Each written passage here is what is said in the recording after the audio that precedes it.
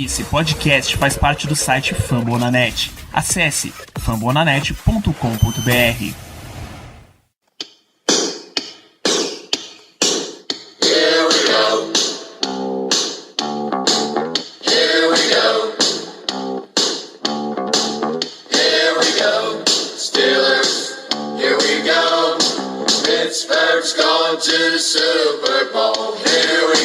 Muito bem, pessoal, estamos começando mais uma edição do Black Yellow Brasil Podcast, o episódio de número 157 desse programa que fala sobre o Pittsburgh Steelers para todo o Brasil, direto de fambonanet.com.br, Spotify, iTunes ou do seu app preferido, porque hoje, meus amigos, o tema é Fantasy Football, mas o tema é muito específico, que a gente vai falar de Fantasy Football do Pittsburgh Steelers. Para você, amigo ouvinte, saber o que esperar da nossa equipe para essa temporada. Para isso, temos a presença, como sempre, da chefia Ricardo Rezende. Seja muito bem-vindo de volta a esse programa. Como sempre, a satisfação enorme estar aqui com os amigos ouvintes. Primeira vez na história do Black Yellow Brasil, em 157 episódios, que vamos fazer um dedicado ao Fantasy Football. Quando surgiu a ideia essa semana no nosso QG, foi muito bem aceita. Vocês estão acostumados a ouvir nossos episódios de temporadas anteriores, sabem que agora estamos extremamente envolvidos, geralmente, com a famigerada turma do Terrão, que ainda dói meu coração não tê-los para acompanhar diretamente esse ano. Mas tudo bem, Fantasy Football todo mundo gosta, um assunto extremamente legal de se conversar, e muito feliz de estar com o especialista no assunto aqui no Brasil, na nossa mesa hoje. É isso, se a gente vai falar de Fantasy, ninguém melhor para comentar esse assunto do que um especialista. Rui Maurício, Brasil Fantasy Football, seja muitíssimo bem-vindo ao Black Yellow Brasil Podcast. Salve Dan, salve Henrique, tudo bem? Muito obrigado pelo convite de vocês. Conversar com você mais uma vez, né, Dan? E vamos atacar esse time dos Steelers. É isso, já deixo aqui a recomendação, se você ainda não ouviu, se você não tem o hábito de ouvir o Fambonanet, nosso podcast de futebol americano da casa, fambonanet.com.br, no episódio da semana passada, tivemos uma entrevista com Rui e Caio, dois dos autores do livro do Fantasy Football, inclusive no link lá tem post, vou colocar aqui também, você comprar o livro deles com desconto, tem link, tem cupom, compre, eu recomendo bastante. Qualquer nível de fantasy que você seja jogador, eu tenho certeza que você vai aproveitar o conteúdo do livro. Mas vamos falar de Steelers e Fantasy Football. Acho que toda vez que a gente entrar para comentar Pittsburgh Steelers para a temporada 2020, a grande expectativa é saber o que é que vem de Ben Roethlisberger. E aí, o legal é a gente ver como é que tá a expectativa para o jogo de Ben para essa temporada, Rui. Como é que tá a expectativa para draft? Ele tá em que tipo de prateleira tá sendo colocado esse ano? Dan, ele está sendo colocado numa das prateleiras mais baixas, né? A expectativa tem sido baixa, o pessoal quer saber se ele vai voltar, se vai fazer uma campanha inteira. A campanha do Pittsburgh não é das mais fáceis, né? Eles contam com o Baltimore Ravens, por exemplo, às vezes esse ano, e outros times também. É um calendário de médio para difícil, que é possível fazer uma boa campanha, mas assim, quarterbacks são muito dependentes, né, dos times que eles enfrentam, então tá muito barato pegar o Big Ben no draft, e ele é uma das melhores opções nesse caso para a gente buscar no draft nas últimas rodadas, dado a qualidade que ele tem, da sua linha ofensiva e tudo que ele já mostrou na sua carreira. Isso, como o Rui bem lembra, tem confrontos pesados, pro calendário dos Steelers esse ano, a gente tem confronto com o Baltimore Ravens na semana 7 em Baltimore e 12 em Pittsburgh. São times que geralmente o mando de campo não faz grande diferença, são jogos duros, independente de onde esteja jogando. Eles costumam até inverter essa ordem aí. Então, você já sabe que são 2 semanas. Ainda mais a semana 12, que é a semana que você tá muito perto de playoff, ou seja, você tá na beira de definir quem vai e quem não vai. É bom prestar atenção nesse tipo de coisa. Mas, em questão dos Steelers mesmo, Ricardo, até aqui as expectativas são completamente positivas para Big Ben, né? Até então ele tá até à frente, diria, pelas entrevistas que já rolaram nas últimas semanas, nesse início de training camp no Heinz Field. Ele tá à frente do esperado recuperado dentro do prazo de recuperação dele. Então, tá treinando normalmente, já tá lançando bolas. Na semana passada deu uma entrevista falando que não esperava que após os treinamentos ele estaria se sentindo tão bem. Então, assim, já pode se considerar que o Big Ben tá saudável e, como o Rui bem pontuou, atrás de um OL que é experiente, só perdeu um jogador, que foi o Raymond Foster, que se aposentou. Em termos de fantasy, eu tô com o Rui também, com a expectativa do Big Ben. Ele não deve ser um dos jogadores que vai estar lá cotado para sair nem no início, muito menos no meio do draft. Talvez seja mais lá pro final e venha a ser uma barganha, caso ele esteja disponível e você consiga pegar. É bom lembrar que Ben Roethlisberger não jogou em 2019, como a gente bem já sabe, basicamente. Só jogou um jogo de abertura contra o Patriots, mas a última temporada que ele jogou total, em 2018, ele terminou a temporada com o maior número de passes tentados na liga. Foram quase 700 passes tentados. Então, a minha expectativa, pelo menos, é que 2020, como é que a gente tenha alguns reforços no jogo corrido, que o cenário não seja muito diferente. Eu imagino que a gente vai continuar cansando o braço de Ben Roethlisberger, mesmo com ele se tendo recuperado de uma cirurgia grave. Eu não acho que o Fitner vai estar poupando, como muita gente está prevendo que isso vai acontecer. E aí fica a pergunta, Rui. Com toda essa expectativa em torno da saúde do Big Ben, com esse depoimento do Ricardo de que ele deve ser realmente bem utilizado, o que é que você diria para o amigo ouvinte que ele está pensando, botando ali no fundinho da mente dele, que talvez ele possa, sei lá, no antepenúltimo round, antes de pegar uma defesa, antes de pegar um kicker, ir lá e deixar Mason Rudolph no banco para caso o Ben se machuque, ele tenha um quarterback titular para escalar? Olha, em drafts convencionais, a gente não pensa em um quarterback reserva. Mason Rudolph vai estar disponível na free agency, na waiver wire, sem problema algum, né? A grande questão é que o Mason Rudolph, assim como o Duck Hodges, não corresponderam às expectativas ano passado, né? Eles não aproveitaram a linha ofensiva que tiveram, não tiveram uma boa química com seus recebedores, o Juju, o Deontay, James Washington e os outros, e não conseguiram aproveitar. Então a nossa torcida é que de fato o Big Ben jogue a temporada completa, aproveite toda a sua experiência, seu conhecimento de playbook, conexão com jogadores e aproveite o melhor possível desse ataque, já que os reservas eles não tendem a atender tão bem essas expectativas. Então o mais provável é que, se você draftar o Big Ben e ele venha a sofrer lesões e perca jogos ou a temporada completa, que você vá procurar um outro titular entre aqueles disponíveis na free agency e na waiver wire. Isso dificilmente, olha, eu diria até que é próximo do impossível você jogar uma liga de fantasy com 32 times, tá, com 32 GMs. Então você certamente vai ter quarterbacks titulares disponíveis nessa liga, independente do nível de desempenho deles, que vão estar melhores do que Mason Rudolph, se você quiser assumir.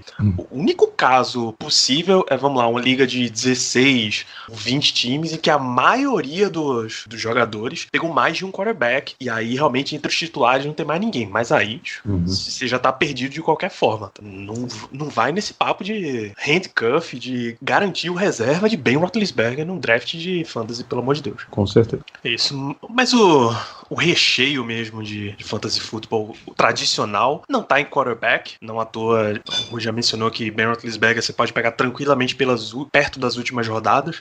Então vamos falar de skill positions. E a primeira grande questão que vem aqui é a posição de running back. Deixa eu ver primeiro com você, Ricardo, na verdade. James Conner, a gente sabe que na visão do Steelers está garantido. Esse ano não vai ter nem quantidade de treino suficiente para que qualquer outro passe à frente dele, tome essa vaga de titular. Mas você espera que Conner seja o cara que vai carregar o piano do time e ter um monte de corrida, ou pelo menos a maior parte das jogadas de corrida da equipe? Ou os Steelers devem adotar uma postura de começar a distribuir isso? Olha, Danilo, há anos, isso desde a época de Le'Veon Bell, quando a gente queria ver o DeAngelo Williams bem envolvido no ataque terrestre do Steelers,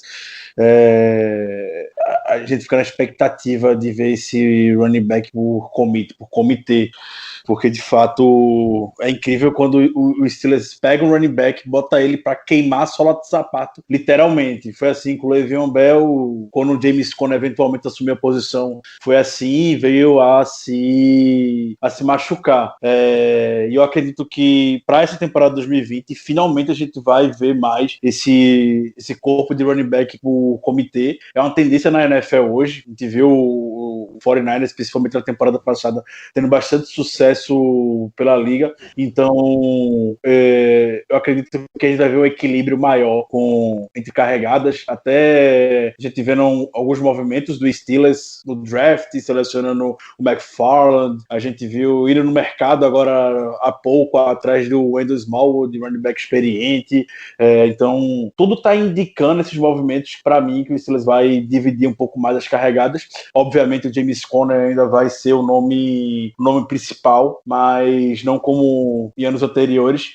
Mike Tomlin até hoje deu uma coletiva elogiando a forma física que o Ben Snell se apresentou. Então, eu também espero ver mais do Ben Snell nessa temporada.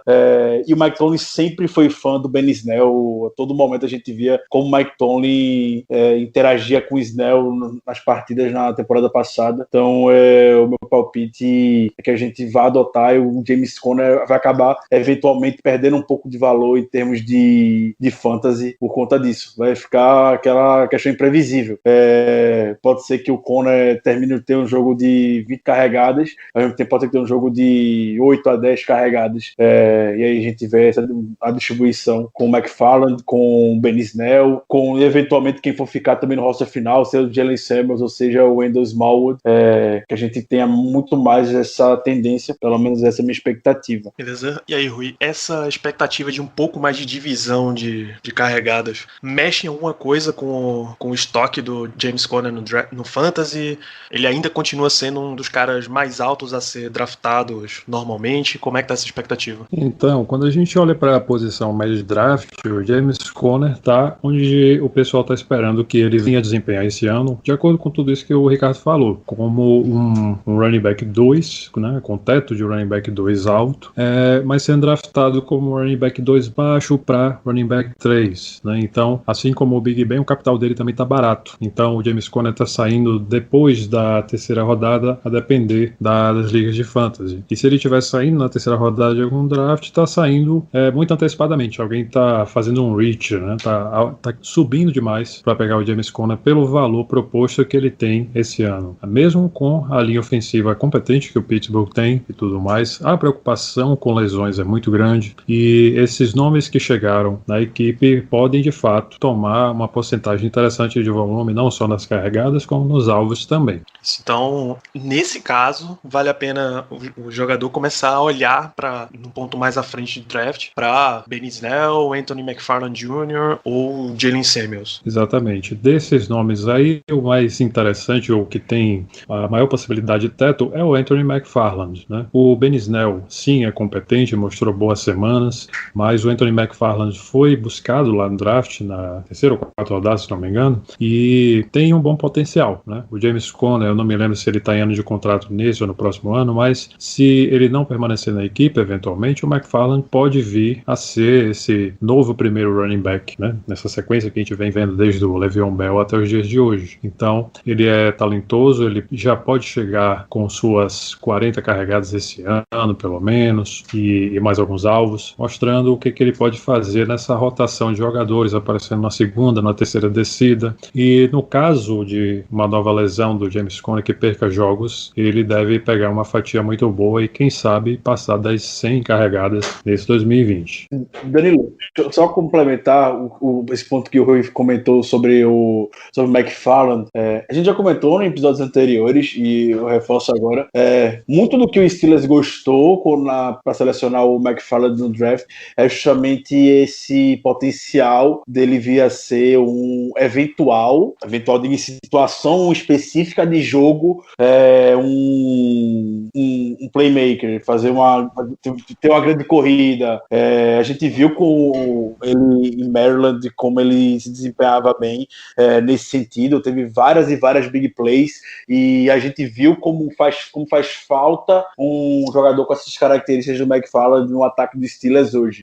Então, é uma aposta, de fato, mas toda vez que a gente tá falando de running backs 2, 3, dentro do time, dentro do Pittsburgh Steelers, das franquias da NFL, serão apostas, mas o McFarland, ele tem esse potencial de ser um grande playmaker nessa temporada. Eu imagino que é uma necessidade que o Steelers tem. A gente precisava de velocidade. A gente viu como sofremos na temporada passada sem ter um running back um pouco mais veloz. Não à toa foram atrás do Garrett White, que já chegou e já conseguiu até ter certo espaço, ter certo sucesso junto com a franquia. Então o McFarland, que é melhor do que o Garrett White, pelo menos com base no que a gente já viu do McFarland em Maryland, vindo do college football, chega com melhores credenciais, podemos dizer. Então a gente pode eventualmente ver bons momentos dele, sim. E só sobre o Ben Snell, só uma leve atenção, que eu tenho a sensação que ele pode ser um jogador muito utilizado em situações de gol, coisa que a gente teve muita dificuldade na temporada passada, e talvez agora com a chegada do Derek Watt para a posição de fullback, o Steelers volta a usar mais a I-formation para situações específicas para entrar na end zone. O Steelers sofreu muito na red zone na temporada passada, então o Ben Snell deve ser o cara dessas situações. Eventualmente pode vir a anotar alguns touchdowns também. Tomar essa situação de running backs, a outra grande posição bastante visada em drafts é a de wide receiver, e aí o Steelers tratou de reforçar também essa posição, ainda que seja uma posição de muitas interrogações esse ano. Você tem Juju Smith-Schuster, que até esse momento ele é colocado como wide receiver número 1, tá? Por experiência, por produção total, etc. O nosso número 2 para esse momento tá Deontay Johnson, já por ter ultrapassado James Washington desde a última temporada. O número 3 é o próprio Washington, e aí você tem a adição de um calouro em Chase Claypool. Daqui para baixo, eu diria que que é até difícil se considerar em questão de fantasy. O que a gente tá esperando dessa posição, Ricardo? Eu sei que você tem uma posição bem firme a respeito disso. Como é que você acha que vão se sair esses jogadores? O meu wide receiver número 1, o Deontay Johnson, o Deontay Johnson vai ser o maior steal da liga de draft que você vai estar participando, porque eu garanto absolutamente ninguém, não é muito forte falar isso, mas grande maioria das pessoas não estão atentas com o potencial que o Deontay Johnson pode ter agora na temporada de 2020.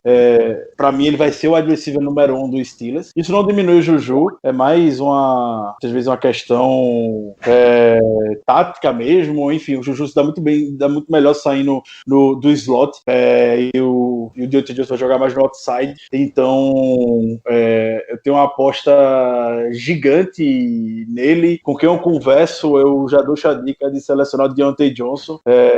Para mim ele vem para a temporada sem brincadeira. Se com Mason Rudolph e Devlin Rodgers ele não começou como titular desde o início da temporada, o Steelers segurou o osso com Dalton Moncrief por muito tempo ainda, até dar vaga pro menino, pro Deontay Johnson, por tanto tempo. E mesmo assim, ele com 2 quarterbacks muito abaixo da média, conseguiu terminar a temporada com 58 recepções. Imagina com o Big Ben saudável ao longo da temporada, potencial que ele pode vir a ter. Para mim vai ser coisa da temporada, para mim mais de 100 recepções, mais de 1.000 jardas, mais de 7 touchdowns na conta para ele. Óbvio, vai depender sempre da saúde do Ben Roethlisberger. Então, os rankings geralmente que eu vejo não identifico o Deontay Johnson na posição que deveria estar. Nem entre os wide receivers segundanistas o Deontay Johnson é lembrado geralmente. O pessoal lembra mais do Metcalf, do A.J. Brown, e ainda mais a chegada do Ike Hilliard para o cargo de wide receiver coach do Steelers. A gente sabe como ele gosta de trabalhar com esses nomes mais jovens, então eu imagino que ele vai conseguir desenvolver o Deontay Johnson para ter uma boa relação com o Big Ben. Isso reflete as expectativas de draft, Rui? Como é que tá, pelo menos, a relação entre Juju e Deontay Johnson Bom, o Juju ele está sendo visto como um claro wide receiver 1, ele está sendo draftado cedo nos primeiros rounds, não como um dos melhores, mas como um wide receiver 2 sólido, pelo menos, para quem está montando suas equipes. Em alguns drafts alguém enxerga um potencial maior, e o Diontae Johnson ele tem saído cedo também em relação ao draft como um todo, dali no meio do draft, e ele só não é considerado um sleeper porque a hype está muito grande. Os especialistas, de um modo geral, estão de olho naquilo que o Diontae Johnson pode fazer. Tudo isso que o Ricardo falou procede, ele tem esse teto, e o Pittsburgh ele oferece boas condições para esses wide receivers opostos, esses alvos Y, né, do Big Ben, sinal de que o Diontae Johnson pode seguir os passos que o próprio Juju seguiu quando o Antonio Brown ainda jogava pelos Steelers no ataque. O Brown chamava muita atenção do melhor cornerback de metade da defesa adversária, da secundária, abrindo muito espaço para o Juju desempenhar, né? Ele perdeu alguns jogos no ano passado e o Diontae Johnson acabou emergindo como o principal alvo, o principal recebedor de passes na temporada. Ou seja, nesse ano de 2020 a perspectiva é ainda melhor. Se o Diontae Johnson conseguir uma parcela significativa dos alvos do Big Ben no ano completo, como o Ricardo já falou, ele tem com certeza um piso também de wide receiver 2 com potencial até de repetir o sucesso de 2019 sendo, mais uma vez, o wide receiver 1 do time. Esse teto é possível. A gente não pode garantir que isso aconteça porque, obviamente, temos um wide receiver 1 na frente dele, alguém que, em condições normais de temperatura e pressão, deve ser o alvo principal, aquele mais buscado na maioria das situações de passe iniciadas pelo Big Ben. Mas Diontae Johnson é um valor interessante para se buscar ali no meio do draft, entre as rodadas 6 e 8, não mais do que isso, porque ele está sendo muito bem visado. É isso, são dois jogadores que realmente chamam atenção, e aí você compara, né? Running back, tradicionalmente, você tem o número 1 do time chamando muito mais atenção para draft, e os outros você vai pegando mais para baixo na expectativa de se der algum problema com o titular. Para wide receiver, não. Você pode pegar um pouco mais à frente um wide receiver 2 de uma equipe e ele te dá a pontuação com consistência o suficiente para você ir mantendo ele durante a semana no time titular, já que várias das equipes trabalham bem com mais de um wide receiver. Exatamente. No caso da AFC Norte, que é onde nós estamos aqui discutindo, a gente tem dois times com situações ambíguas e outros dois times com situações mais claras, né? Aqui no Pittsburgh, o James Conner, nas melhores condições, tem uma situação clara de comandar a maior parte do volume do jogo terrestre e uma parte do jogo aéreo. Lá no Cincinnati também tem o Joe Mixon, e nos outros backfields de Baltimore a situação é muito ambígua, né? Com Mark Ingram, com Gus Edwards, com J.K. Dobbins, todo mundo que chegou. E no Cleveland Browns você tem o Kareem Hunt como um nome muito proeminente para participar de várias descidas, dividindo com o Nick Chubb, mas sobretudo pegando muito o jogo aéreo também. É isso, e aí recebemos a participação especial de Caio Ribeiro, que nosso programa é também de Brasil Fantasy Football. Tudo bem, Caio? Bem-vindo ao Black Yellow Brasil Podcast. Muito feliz de estar aqui, sendo Steelers, né? Então estou mais feliz ainda de poder participar com vocês. Desculpe a demora aí para aparecer. Não, sem problema. A gente já deu uma passada em questão de quarterback, running back, wide receiver. Você quer dar um resumo das tuas expectativas para essas posições? Cara, Danilo, fala um pouco do que vocês falaram, aí a gente vai inferindo, é melhor? É isso, pode ser. Quarterback tá bem claro que Ben Roethlisberger não só vai ser titular, como vai ser muito utilizado, não deve ser poupado, não deve entregar muito a bola para corridas, porque ele é o senhor Pittsburgh, né? Com certeza, com certeza. E não tem ninguém ali que conseguiu fazer convencer, né? Além disso, falando de fantasy, né? Puxando logo pro nosso lado, o Ben Roethlisberger, o Big Ben, é um cara que a gente aposta. Eu e o Rui estávamos fazendo um draft hoje, ele tava querendo pegar, acho que é Gardner Minshew. Eu fiz, olha o Big Ben ali, rapaz. Quando ele funciona bem pro fantasy. Então, e ele funciona bem pro nosso Steelers aí, e eu tenho boas expectativas aí nesse ano para ele. Com relação, a gente tem um backfield que tá aí, James Conner, não sei o que é que você acha, Danilo, mas James Conner é um cara que ainda não me convenceu totalmente, tem uma tendência à lesão e eu fico muito com o pé atrás, né? E aí a gente tem aqui nomes que vem chegando. Ben Snell, ano passado, usado, não foi um cara que conseguiu convencer plenamente, mas pode ser bem usado. O que eu gosto muito dos Steelers é que o backfield sempre tem uma perspectiva muito boa para se desenvolver ao jogo, né, se tiver o talento. O Anthony McFarland, que vem chegando aí, tem talento para ser um bom cara aí para esse backfield. Eu acho que, é óbvio, não dá para apostar nele logo de cara, mas é um cara que deve ir bem também. Perfeito. E sua expectativa de wide receiver 1 dos Steelers cai para Juju ou cai para Deontay Johnson? Cara, o Juju ainda é o cara, né? Pra gente pensar em wide receiver 1, apesar de que o Deontay tem um desde o ano passado teve apareceu muito bem, né, cara? Foi um cara que apresentou um talento enorme, mas eu vi muito também o talento que o Juju apresentou no primeiro ano. Não dá pra gente inferir em 2020, tomando muito por base o que foi 2019, né? Porque teve lesão de Juju, o Big Ben saiu, o quarterback, o mesmo não foi um cara que conseguiu colocar jogo em prática, então assim, não dá para analisar e hoje dizer. Eu ainda acho que o Juju é o primeiro, acho que o Deontay tem um talento enorme, pode ser que se sobreponha, mas eu ainda ficaria com o Juju na minha aposta de primeiro wide receiver do time. Perfeito, então passamos por essas 3 posições. A outra grande posição a última, aliás, posição de skill positions que a gente precisa avaliar é a posição de tight end. Não é, tradicionalmente ultimamente, aliás, você tem uns 3 ou 4 nomes que te rendem com consistência na posição. Nenhum deles é do Pittsburgh Steelers. Mas esse ano a gente tem reforço. Além de Vance McDonald, que era um jogador sólido até, mas não espetacular, você tem Eric Ebron, que inclusive foi um dos bons nomes para Fantasy no ano passado, na posição de tight end, pelo menos no começo da temporada.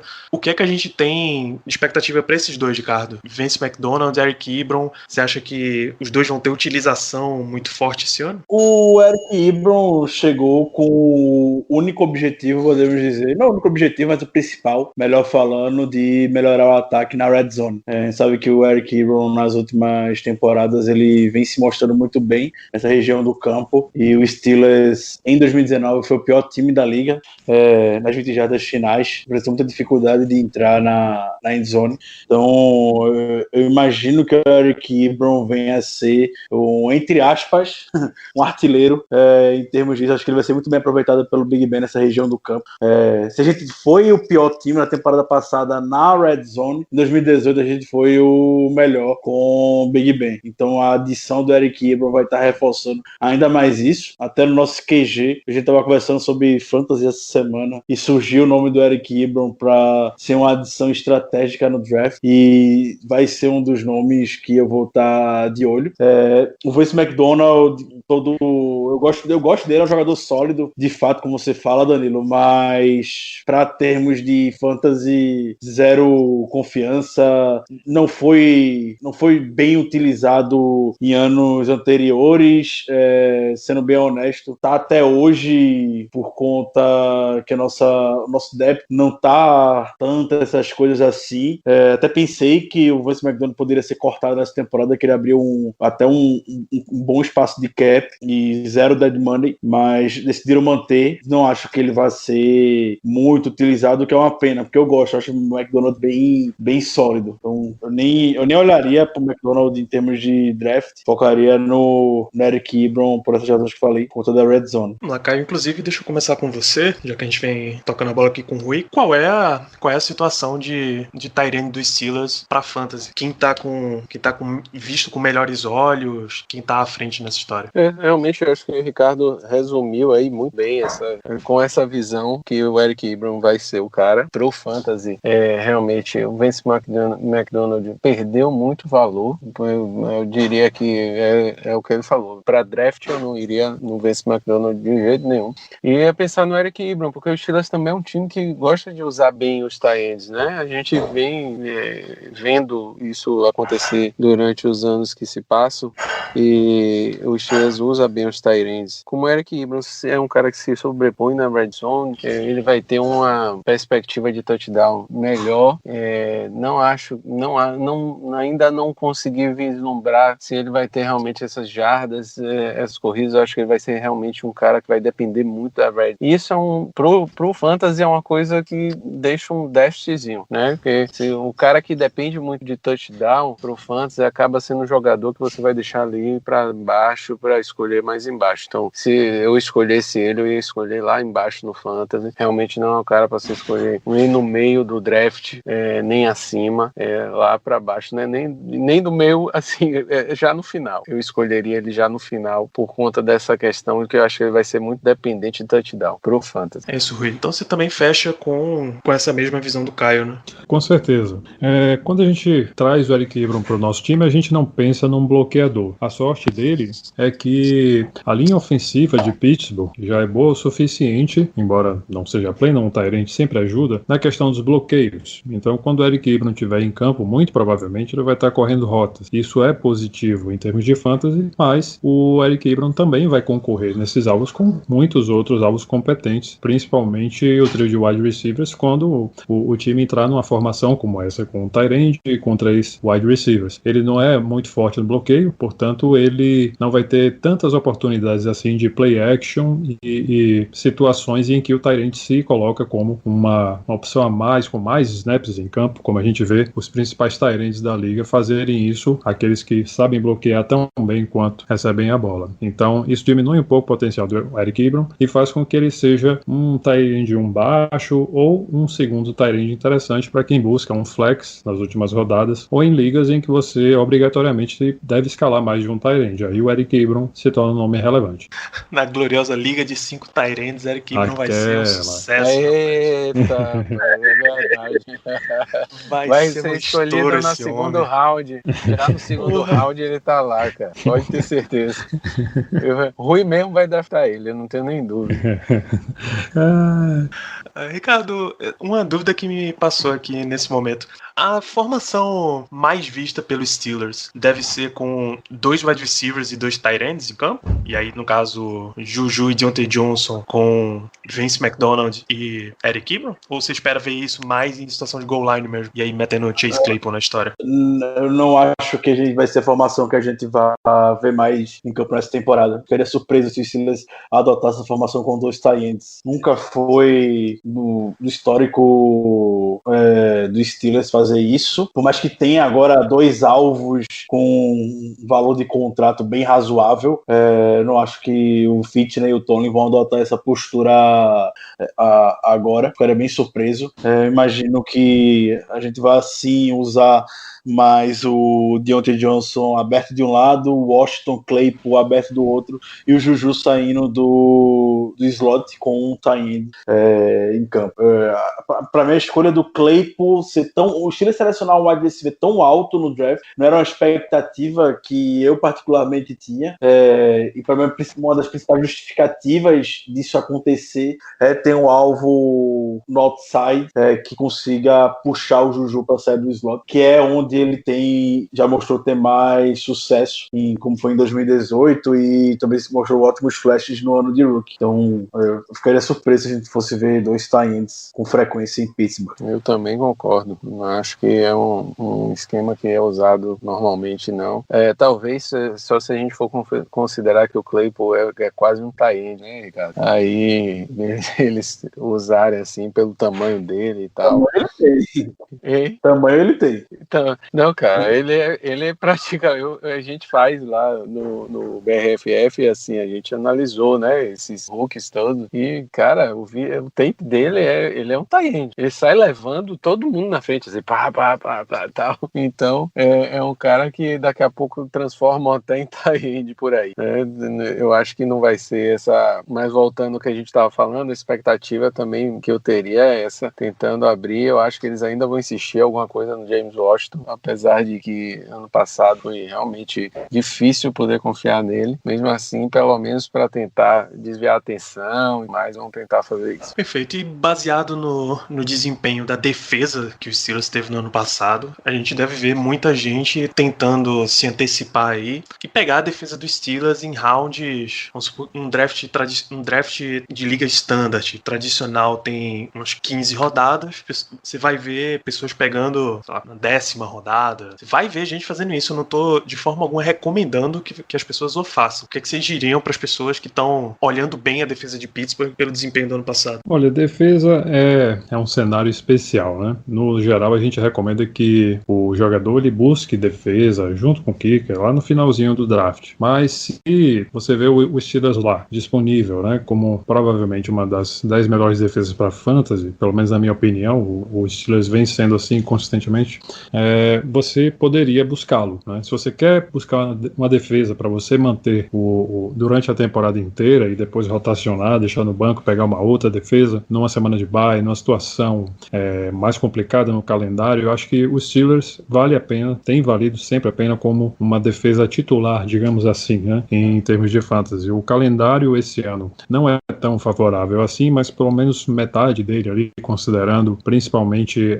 que o Steelers vai enfrentar a AFC Sul e os seus próprios adversários da AFC Norte, com exceção do Baltimore, em que a coisa é realmente mais complicada, mas pensando lá das semanas 1 a 16, a defesa dos Steelers vai ser interessante em muitos desses confrontos.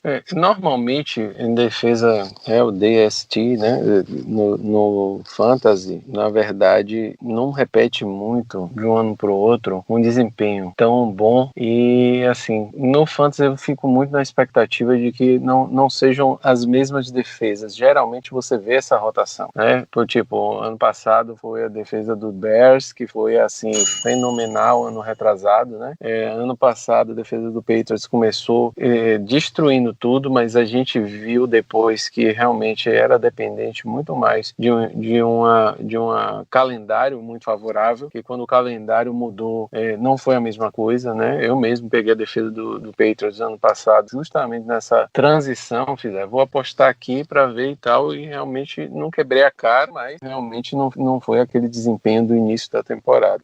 A defesa dos Steelers é uma defesa consistente, continua sendo uma defesa consistente esse ano, tem tudo para estar entre essas melhores opções de defesa, realmente. Diria que estaria ali entre talvez os top 5, até entrando no top 5 ali nessas seguintes, com relação à pontuação para fantasy como conjunto. O que me empolga mais são as ligas IDP para a defesa dos Steelers, né? Pela quantidade de talento individual que a gente tem nessa defesa. Aí eu poderia citar aí, se a gente quiser entrar no aspecto das ligas IDP, alguns nomes que seriam interessantes. Por favor, esse inclusive era o próximo tópico do nosso programa. Bom, cara, sim, começaria com certeza pelo TJ Watt, né? O cara destruiu ano passado. Eu acho que esse ano ele é um dos top nomes aí de IDP pra gente pensar, né? Linebacker. Ele, inclusive, tá numa posição de ADP, né? Da average, né? Dos drafts de fantasy. Interessante que ele não tá lá em cima, mas eu acho que ele vai ser um cara que vai pontuar muito bem. Fora ele, Devin Bush também vai ser um cara que eu vou apostar bastante. Se ele cair aí nas minhas ligas IDP, vou estar pegando. Eu acho que o Minkah Fitzpatrick vai ser um nome que vai realmente ficar entre os melhores defensive backs para fantasy. E o outro nome que eu consideraria aqui é o Cameron Hayward, né? É um cara que é um defensive tackle. Normalmente, quando a gente fala de DP, defensive tackle, não é um cara que pontua de forma tão satisfatória, mas a gente tem o Aaron Donald aí, não tô comparando, claro, o Hayward com o Donald de cara, assim, mas pode comparar, é o podcast mais clubista do Brasil. Pode tudo relacionado a isso. Mas o defensive tackle, o Hayward, entre os defensive tackles, é um cara que tá lá nos top de escolha mesmo para IDP. Se Rui quiser aí dar alguma outra opinião, porque também eu, como torcedor dos Steelers, vou me empolgando, vou falando aqui, acho que já falei de todos os nomes aí para se considerar. A gente já falou todos os nomes mesmo, mas o adendo que eu faço lá no BRFF a gente faz estudos de consistência para IDP, né? Uma coisa que pouco se vê no mundo, eu posso afirmar. E nesses estudos a gente vê que o Cameron Hayward, ele é mais consistente do que o próprio Aaron Donald. Donald. Se você está procurando, por exemplo, ter um jogador que pontue de forma mais consistente, tenha um piso mais alto semana a semana, o Cameron Hayward tem melhores chances de lhe oferecer esse piso do que o próprio Aaron Donald, embora esse lhe ofereça o maior teto naturalmente. Ele tem muito tackle for loss, que é a estatística em que ele mais se destaca no cenário do IDP, mas o Cameron Hayward, ele tem um desempenho muito bom na grande maioria dos jogos e é um jogador que eu procuro geralmente antes do próprio Aaron Donald, já que eu gosto de draftar mais voltado à consistência do que a teto no IDP. Faltou falar dois nomes aí. Faltou falar da consistência do Hayward, né? Que eu acho que é o que chamou mais atenção até ano passado. Mas dois nomes eu ainda colocaria. O Terrell Edmonds pode ser um cara que vai pontuar bem no Fantasy. E com certeza o Bud Dupree vai ser um cara que vai ser bem escolhido aí esse ano também. Ele já foi bem ano passado. Eu acho que esse ano ele deve ir bem também. Nessa questão, inclusive da consistência, né, Rui? Eu acho que Dupree teve uma consistência boa. Não lembro agora exatamente nossos números lá, mas pelo que eu me lembro ele estava ali bem posicionado. Ele é um dos melhores porque essa posição de inside traz muitos tackles, né? Ele é um parador de jogadas natural e isso faz com que na grande maioria das ligas orientadas a sec ou a tackle, o volume que ele produz de tackles é bom para que ele seja escolhido. Tá vendo você, Ricardo? Chegamos ao ponto da pré-temporada em que Terrell Edmonds ganha sua cota de elogio. Coisa maravilhosa. Primeiras vezes que estamos falando do Edmonds certo, né? Que o coitado do Terrell Edmonds, quem acompanha, sabe que é sempre confundido por aí, por todo mundo. E a gente tá aqui dando um biscoitinho pra ele em termos de fantasy. Confesso que eu não tenho no radar, mas vou ficar de olho. Irmão mais novo sempre sofre. Rapaz, e esse daí, meu filho? Até voto pra o Pro esse homem já ganhou. Nas costas do irmão. Na voz do irmão, né? Nas costas do irmão. Eu só queria reforçar o nome que foi citado nas ligas IDP, que é o do Devin Bush, que eu também tenho como um nome bem abaixo do radar que muita gente não tá vendo. Mas o Devin Bush entrando no seu segundo ano agora e finalmente, porque não existia tanta insistência assim no McBarrow na temporada passada, com a dispensa do McBarrow, o Devin Bush tem tudo para ser um 3-down linebacker nessa temporada, então ele vai estar atuando em muitos snaps e a minha expectativa do salto dele é que é um dos principais candidatos para ter um breakout year, não só em termos de tackles, mas eventualmente fazer grandes jogadas, como já teve em alguns momentos na temporada passada, ser mais um playmaker nessa defesa. Ele foi escolhido com esse DNA no draft, e o Steelers subiu 10 posições basicamente para selecionar o jogador, então é uma aposta super, super válida, foi uma ótima lembrança. Esse ano a gente já vê o quê, caramba? Devin Bush com 100 tackles? Eu espero muito que sim, cara. Eu também, mas eu tenho que puxar aqui, que vai até uma pesquisa depois, mas faz tempo que um jogador do Steelers não termina com 100 tackles uma temporada, eu acho. Acho que o último era na época do Lawrence Timmons ainda. Acho que o Vince Williams nunca chegou até uma temporada de 100 tackles, porque a defesa do Steelers de alguns anos pra cá, não só a defesa do Steelers, mas de forma geral a liga como um todo tá com formações muito mais dinâmicas, então é muito difícil ter jogadores na posição de linebackers que tem a tendência de passar mais tackles, joguem todos os downs defensivos. Talvez o Devin Bush, justamente por essa expectativa, venha a ser o mais próximo de chegar na temporada sem tackles, mas eu ainda ficaria um pouco receoso de cravar que ele vai ter isso. Sem contar que o Pitbull é uma das defesas mais explosivas, então aquilo que a gente não vê em tackles, a gente vai ver em passe defendido, a gente vai ver em sack, em tackle for loss. Eu acredito muito nisso. Bom, é isso, gente. Eu acredito que a gente tenha passado por todas as posições, porque não dá pra fazer prospecção de expectativa pra kicker na temporada, né? E os Steelers não tem competição pra Chris Boswell, e há muito tempo não tem competição. E kicker você vai jogar um dado pra saber qual é o que você tá afim. Na verdade, kicker, teoricamente, você vai pros times que tem mais percentual de aproveitamento em chegar até posições de field goal, não é isso? Ou seja, você pega kicker de ataque bom. Essa é a tendência, e a tendência é que o Steelers tenha um ataque que não seja podre, igual foi do ano passado. Então, Chris Boswell tá lá. Exato. Chris Boswell é um cara que tem potencial nesse aspecto. Quando a gente vai jogando ano a ano, a gente vai percebendo que quanto mais você usar stream tanto de defesa quanto de kicker, é a melhor opção. Uma coisa muito interessante para kicker é você escolher o cara que tá jogando dentro de estádio fechado, cara, porque ele não depende de vento, não depende de outros fatores que podem influenciar.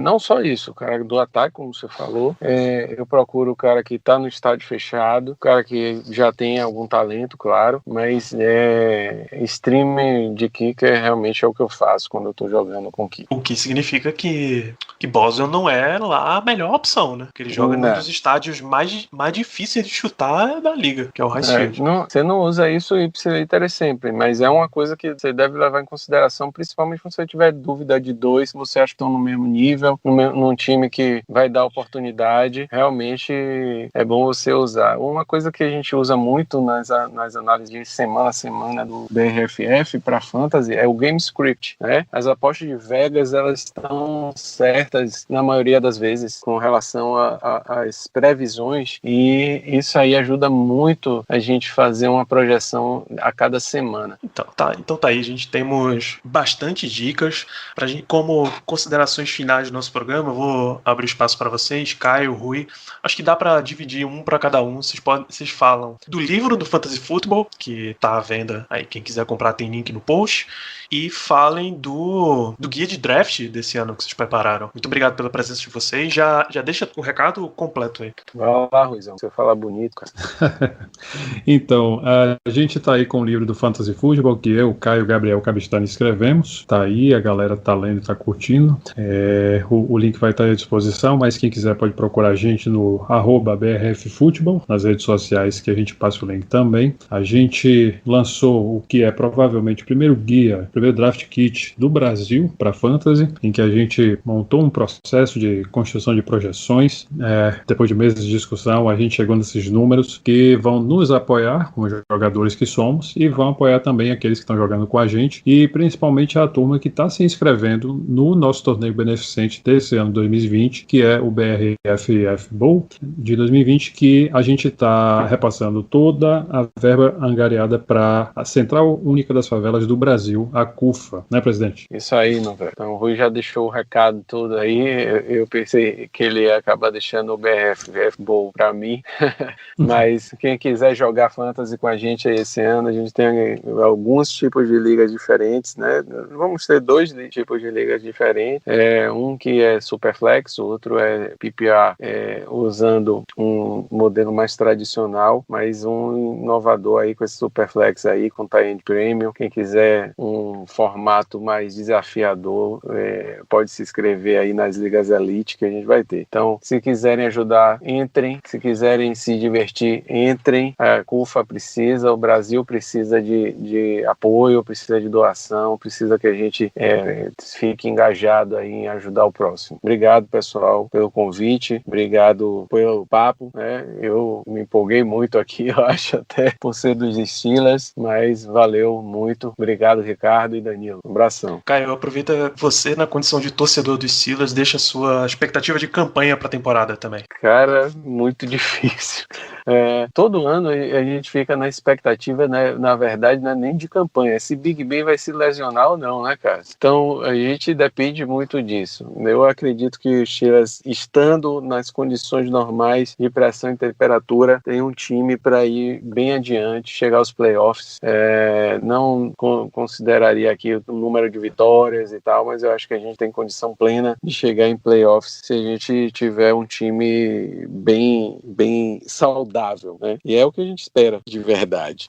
Perfeito, é o que todos nós esperamos. Obrigado de novo pela presença de vocês. Ricardo Rezende, suas considerações finais para esse programa, meu amigo. Obrigado por mais uma semana. Uma satisfação enorme estar aqui novamente, junto aos amigos dos convidados que tivemos nessa semana. A gente repetidamente fala aqui como gostamos de falar sobre Steelers, e fazer esse casamento junto com o Fantasy Football que também gostamos muito, foi de fato bem prazeroso estar nessa gravação. Como todo mundo já sabe, eu sou um clubista nato, então em Liga de Fantasy, jogadores do Steelers sempre tem prioridade quando eu vou escolher. Eu não escolho, não seleciono, não consigo, existe bloqueio em mim, eu não seleciono jogadores da AFC Norte no Fantasy, não consigo de jeito nenhum. Geralmente já deu certo em algumas vezes, já consegui ganhar algumas ligas em anos anteriores por aí, então já foi um exercício preparando para essa temporada de draft que tá por vir, que hoje é quase impossível. Eu sempre fui muito resistente de jogar mais de uma liga de fantasy, mas é um negócio para viciar você. É muito divertido. Você tá. Principalmente quando não tem um jogo do Steelers na hora e você vai ficar naquele link ficar assistindo Red Zone e vendo seus jogadores de fantasy como é que estão desempenhando por toda a liga, é o auge do domingo para mim. Então foi muito bom estar gravando aqui com os amigos, e voltamos na semana que vem nessa pré-temporada, entre aspas, do Steelers, assim como toda a NFL bem atípica, e terminando o programa do jeito que eu comecei, novamente, #saudades da turma do Terrão. Bicho, a saudade tá tão grande que a gente tá quase fazendo uma transmissão de Madden, botando a turma do Terrão editada lá no jogo, só pra gente ter o comentário dessas pessoas, cara. Ou pegar um jogo antigo de Terrão, que tá realmente um momento muito difícil. Então, é isso, amigos. A gente vai seguindo a pré-temporada do Black Yellow, enquanto a pré-temporada dos Steelers é só de treino. A gente já ligou o trem e a gente já tá em modo semanal. A gente espera vocês nesse podcast na semana que vem, no nosso Twitter, Instagram, Telegram, @BlackYellowBR. Vai no post aqui em fambonanet.com.br que tem link para tudo isso. E voltamos nos vemos na semana que vem. Um grandíssimo abraço e até lá.